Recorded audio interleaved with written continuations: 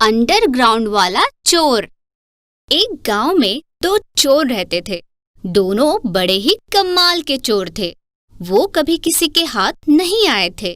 उनमें से एक का नाम राजू और दूसरे का नाम कासिम था। वो हमेशा चोरी करके भी बच जाते थे क्योंकि पुलिस उन्हें पकड़ ही नहीं पाती थी। वो चोरी करके गांव के पास वाले जंगल में चले जाते थे और जंगल में घुसते ही वो पता नहीं कहाँ गायब हो जाते थे। पुलिस उन्हें ढूंढती रह जाती थी। इसी तरह उन्होंने एक बैंक में चोरी करने की सोची। ए कासिम, आज चोरी करने का दिल कर रहा है यार। अभी 3 दिन पहले ही तो चोरी की थी। क्या 3 दिन पहले नहा के नहीं की थी चोरी? मैं तो नहाया था, तेरा मुझे पता नहीं। अगर झूठ बोला तो हम तुझ में इतने छेद करेंगे तू कंफ्यूज हो जाएगा कि अगर सांस लूंगा तो कहीं इधर उधर से ना निकल जाए। और जब मैं मारूंगा ना तो इतना मारूंगा कि मारते मारते भूत बना दूंगा। नहीं, तू भूत मत बना। चल चोरी करने चलते हैं। दोनों अपनी बाइक पर चल पड़ते हैं बैंक लूटने। बैंक में पहुंचने के बाद कासिम अपनी बंदूक निकाल लेता है और कहता है, सभी अपने हाथ ऊपर कर लो, हम लोग चोर हैं। हाँ, और मैं भी चोर हूँ। मैंने पहले भी कई बार चोरी की है। मेरा अनुभव भी कई सालों का है। साले नौकरी के लिए इंटरव्यू देने आया है क्या? चल बंदूक निकाल। इधर उधर चेक करने के बाद वो मैं बंदूक लाना तो भूल ही गया। क्या बंदूक ही भूला है? माफ कर दे यार कासिम। अरे नाम क्यों ले रहे हो बेवकूफ? भाई तू हर बात पे चिल्ला रहा है। जा, मुझे नहीं करनी चोरी। मैं तो घर जा रहा हूँ। अबे यार, ये कौन पल्ले पड़ गया? भीड़ में खड़े एक लड़के से, भाई तू ही बता दे। इतने सालों से काम कर रहा हूँ लेकिन बस आज बंदूक लाना भूला हूँ और ये इतना चिल्ला रहा है। अब उसे भी बता दिया। क्या बंदूक ही नहीं लाए? क्या चोर बनेगा रे तू? ऐसे कोई चोरी करने नहीं देगा तुम्हें। हमारा भविष्य तो अंधेरे में लग रहा है। चलो हमें आज जाने दो। चोरी किसी और दिन कर लेना। मैं तुम्हारे लिए प्रार्थना करूंगा। Okay bye. थैंक यू भाई, बाय। ओ लैला के मजनू, जहाँ खड़ा है वहीं खड़ा रहे। इसकी बंदूक मेरे पास है। भाई तू ले आया? चल बैग निकाल। दोनों बैंक के सारे पैसे लूट लेते हैं। जैसे ही वो बाइक पर बैठते हैं, उन्हें पुलिस की गाड़ी आती दिख जाती है। वो जंगल की तरफ भागते हैं। जैसे ही वो जंगल में घुसते हैं, पुलिस की नजरों से गायब हो जाते हैं। पुलिस फिर से परेशान हो जाती है कि वो कहाँ चले गए। असल में दोनों चोरों ने जंगल में एक तहखाना यानी अंडरग्राउंड मकान बना रखा था। वो चोरी करके जमीन में बने छोटे से दरवाजे से अपने मकान में घुस जाते थे। आज भी वो बेहद खुश थे क्योंकि उनकी चोरी सफल हो चुकी थी। जान बची और लाखों पाए। लौट के बुद्धू घर को आए। अगर आज मैं नहीं होता ना तो आज भी चप्पल पड़नी थी जैसे उस दिन लगी थी जब तू गोलियां ले जाना भूल गया था। भाई तुझे बस चप्पल लगी थी, मुझे तो ऊंची एड़ी वाली सैंडल भी लगे थे। कसम से एक लड़की ने तो आँख के बिल्कुल नीचे ही मारा था। बस आँख फूटने से बच गई। अबे चुप, बिल्कुल चुप। हर जगह बड़बड़ बड़बड़। अगली बार जब पुलिस को चोरी की खबर मिली तो पुलिस ने पहले जंगल में जाकर कैमरे सेट कर दिए। फिर चोरी वाली जगह पर गए ताकि चोर वहां से भागकर जंगल में जाए। ओए, पुलिस आ गई, चल भाग। चल निकल यहाँ से जल्दी। दोनों भागकर फिर अपने अंडरग्राउंड मकान में छुप गए। फिर से जान बची, फिर से लाखों पाए। फिर लौट के बुद्धू घर को ही आए। अपनी बात कर रहा है ना तू? नहीं, तेरी। फिर ठीक है, अब तू भी बुद्धू बन गया तो पुलिस हमें जल्दी पकड़ लेगी। इतने में ही उनके मकान के दरवाजे को तोड़ने की आवाज आती है। शायद कोई जानवर होगा। जानवर पैसों का क्या करेंगे? जैसे ही उन्होंने दरवाजा खोला, तुरंत पुलिस ने उन्हें पकड़ लिया क्योंकि कैमरे में सब रिकॉर्ड हो गया था। पुलिस ने सारी जगहों से चुराए पैसों को लिया और उन्हें मारती मारती जेल ले गई। हाथी का जादू और ऋषि का श्राप। ये कहानी है गुफा वाले जंगल की। इस जंगल को गुफा वाला जंगल इसलिए कहा जाता था क्योंकि जंगल में एक बड़ी सी गुफा थी जिसमें एक ऋषि तपस्या और पूजा पाठ किया करते थे। इस गुफा के आसपास जल्दी कोई जानवर नहीं आता था, लेकिन हमारे मतवाले हाथी राजा वो कहां मानने वाले थे। वो तो भाई अपनी ही धुन में रहते थे। हाथी राजा की जंगल में रहने वाले शेर, ज़ेब्रा और खरगोश से बहुत बनती थी। खरगोश तो अक्सर उछल कूद करता हुआ हाथी की पीठ पर बैठ जाता था और हाथी भी बड़ी मस्ती में इधर से उधर घूमता था। लेकिन इस जंगल की सबसे मजेदार बात यह थी कि हाथी को जादू आता था। वो अपने जादू से किसी भी चीज को गायब कर देता था और फिर वो चीज तब तक नहीं मिलती थी जब तक वो नहीं चाहता। ऐसा करके हाथी बड़ा खुश होता था। एक दिन हाथी ज़ेब्रा से बोला, मैं सोच रहा हूं क्यों ना हम वो गुफा वाले ऋषि को परेशान करने चलें। ऐसा क्यों? क्या उन्होंने तुम्हें कुछ कहा है? नहीं तो, बस मेरा मन हो रहा है कि मैं उनकी पूजा की चीजें गायब कर दूं और उसे परेशान करूं। पर जब उन्होंने कुछ किया ही नहीं है तो तुम ऐसा क्यों करना चाहते हो? अरे मजे लेने के लिए, और क्यों? नहीं नहीं, मुझे ऐसा कुछ नहीं करना है। अगर तुम्हें करना है तो तुम जाओ। हाँ हाँ, मैं तो जाऊंगा ही। और ऐसा कहकर वो ऋषि की गुफा के पास पहुंचता है। ऋषि गुफा के अंदर होते हैं और बाहर पेड़ के पास पूजा का सामान रखा होता है। हाथी पूजा के फूल गायब कर देता है।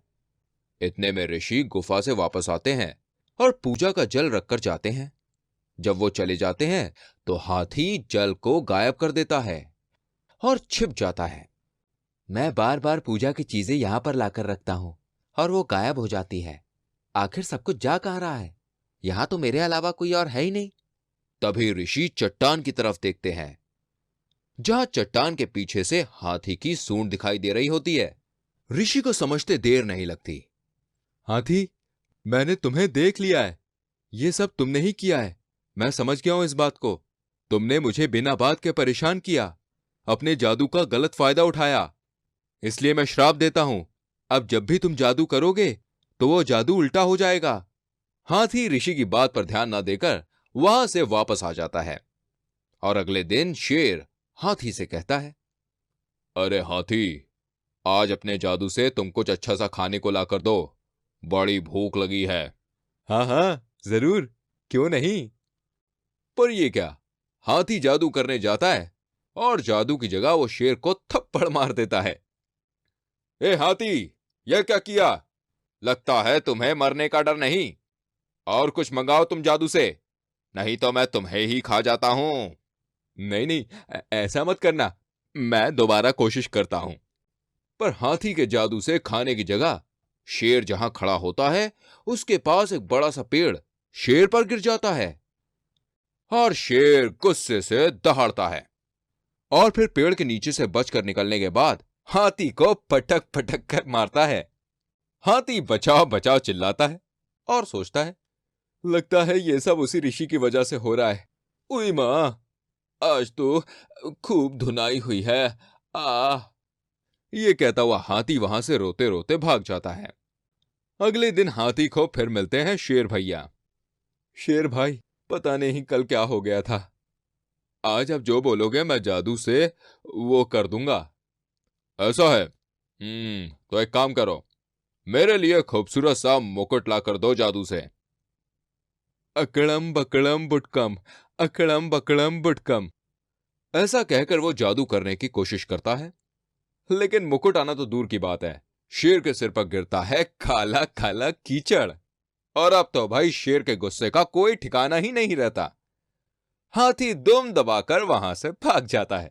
ऋषि जी, मैं अपनी गलती समझ गया हूं, आप मुझे माफ कर दो और मेरे जादू को ठीक कर दो। मैं आगे से कभी भी किसी को परेशान नहीं करूंगा। ठीक है, तुम्हें तुम्हारी गलती समझ में आ गई है, तो मैं तुम्हें तुम्हारा सही जादू वापस कर देता हूं। यह सुनकर हाथी खुशी खुशी वहां से चला जाता है और समझ जाता है कि किसी को बेवजह परेशान करना बुरी बात होती है। तो आप भी किसी को परेशान मत करना। कहानी अच्छी लगी तो जल्दी से वीडियो को लाइक करें और शेयर करें, और ऐसी और कहानियों को देखने के लिए जल्दी से हमारे चैनल को सब्सक्राइब करके बेल आइकन को प्रेस करें। मिलेंगे आपसे फिर से एक और कहानी के साथ। तब तक के लिए बाय बाय। बारहसिंगा और गेंडा। दोस्तों, ये वीडियो एंड तक देखना, ये हमारी आपसे रिक्वेस्ट है। मध्य प्रदेश के जंगल बहुत खास हैं। आज जंगल में एक बहुत जरूरी मीटिंग चल रही है। बहुत भयंकर समस्या है। मुझे मेरे परिवार की बहुत चिंता हो रही है। मेरा भी परिवार अब धीरे धीरे खत्म हो रहा है। बहुत कम लोग बचे हैं। धीरे धीरे सारे जानवर मरते जा रहे हैं। इस समस्या का हल कैसे होगा? पहले हमें यह समझना पड़ेगा कि यह समस्या किस कारण से है। आप तो हम सबसे बहुत ज्यादा जानकार हैं। आप ही बताइए, इस समस्या का क्या कारण है? यह समस्या जंगल में नहीं, बल्कि शहरों में पैदा हुई है और अब जंगलों को बर्बाद कर रही है। चलो, मैं तुम्हें शहर में लेकर चलता हूं। ये इंसान हैं। हाँ, वही इंसान जो हम सभी जानवरों से बहुत ज्यादा बुद्धिमान हैं। हमारी कहानी को अपने मोबाइल और लैपटॉप पर दिखाने वाले इंसानों को यह एहसास भी नहीं है कि हमारे घरों को उजाड़कर वो कितना बड़ा पाप कर रहे हैं। लेकिन हमारे घरों को इंसानों से कैसा खतरा? हम तो यही जंगल में रहते हैं और इंसान दूर शहरों में। ये मत भूलो दोस्त, क्या जहां ऊंची ऊंची आसमान छूती बिल्डिंगें बनी हैं, वो भी कभी घने जंगल हुआ करते थे। फिर क्या हुआ उन जंगलों को? और एक पौधा लगाते हुए 25 इंसान फोटो खिंचवाते हैं। हमारे घरों को बर्बाद करके अपने घरों में बढ़िया फर्नीचर लगाए। लेकिन भगवान के बनाए हुए इन जंगलों पर इंसानों का भी तो अधिकार है। बिल्कुल है, लेकिन उपयोग करने के लिए, बर्बाद करने के लिए नहीं। इंसान अपनी जरूरत जंगलों से पूरी करे और नए पेड़ लगाए तो इसमें कोई समस्या नहीं होगी। लेकिन मैंने सुना है कि इंसान पेड़ लगाते हैं। हाँ, इंसान पेड़ लगाते हैं। 100 पेड़ काटकर 2 पेड़ लगाते हैं इंसान। मल्टी बिल्डिंग्स, हाईवेज, फैक्ट्रियों के नाम पर हजारों एकड़ जंगल काट दिए गए। लेकिन मैंने सुना है कि इंसान हम जानवरों से बहुत प्यार करते हैं। हाँ, बहुत ज्यादा। इतना प्यार करते हैं कि अपने बच्चों को जू ले जाकर पिंजरे में कैद बेबस जानवरों को दिखाते हैं। घरों में पेट लवर बनने के लिए मासूम जानवरों को पिंजरों में जंजीरों से बांध कर रखते हैं। और हद तो तब होती है जब ये इंसान अपने स्वाद के नाम पर कई जानवरों को खा जाते हैं। दादा, इंसानों को भी भगवान ने बनाया है, फिर इंसान इतना मतलबी कैसे हो गया? भगवान ने तो सिर्फ इंसानों को बनाया है, मतलबी तो इंसान खुद की काबिलियत से बना है। दादा, अब हमारा क्या होगा? Global warming. अब ये क्या बला है? प्रकृति मां ने हम सबको पाला है, लेकिन हमारी गलतियों से प्रकृति का संतुलन बिगड़ गया, जिससे अब प्रकृति मां बच्चों यानी हमें उसकी सजा देगी। गलती जितनी बड़ी, सजा भी उतनी ही बड़ी। भयानक बाढ़, तूफान, बहुत ज्यादा बरसात या बहुत कम बरसात, पहाड़ों का टूटना, ये सब होगा। लेकिन इसका क्या उपाय है? इस समस्या को सिर्फ वही सुलझा सकता है। पर कौन दादा? जो ये वीडियो देख रहा है। जी हां, आप। सिर्फ आप ही हैं जो हमारे घर, हम सबके घर, यानी हमारी प्यारी सी पृथ्वी को नष्ट होने से बचा सकते हैं। हम सब एक साथ आकर सावन के महीने में जितना हो सके उतने पेड़ लगाएं, बच्चों को इस काम के लिए प्रेरित करें और हमारी प्रकृति को नुकसान पहुंचाने वाले कामों को ना करें। दादा, क्या यह हमारी बात सुनेंगे? पता नहीं, लेकिन ऊपर वाला सब सुन रहा है।